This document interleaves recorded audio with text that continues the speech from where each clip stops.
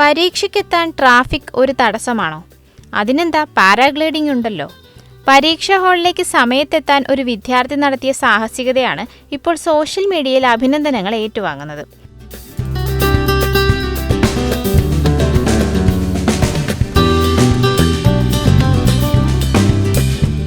"15 kilometre അപ്പുറമുള്ള കോളേജിലെത്താൻ സഹായിക്കുമോ എന്ന് ചോദിച്ച് ഒരു വിദ്യാർത്ഥി മഹാരാഷ്ട്രയിലെ ഹാരിസൺ ഫോളി പോയിന്റിലെത്തി.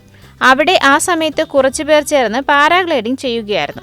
രൂക്ഷമായ ട്രാഫിക് ജാം കാരണം റോഡ് മാർഗം പോയാൽ സമയത്ത് പരീക്ഷാ ഹാളിലെത്താൻ കഴിയില്ലെന്നും സഹായിക്കണമെന്നും അവൻ സംഘാടകരോട് ആവശ്യപ്പെടുകയായിരുന്നു.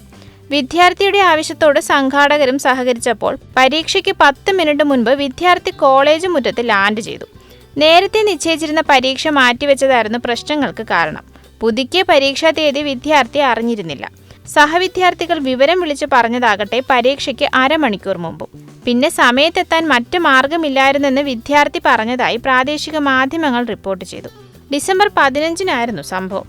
പക്ഷേ വൈറലായത് ഇപ്പോഴാണെന്ന് മാത്രം. ഈ വീഡിയോ പങ്കുവെച്ചുകൊണ്ട് കോടീശ്വരനും RPG ഗ്രൂപ്പ് ചെയർമാനുമായ ഹർഷ് ഗോയങ്ക കുറിച്ചത് ക്രിയേറ്റീവായ പ്രശ്നപരിഹാരത്തിന് വിദ്യാർത്ഥിക്ക് 100 മാർക്ക് എന്നായിരുന്നു.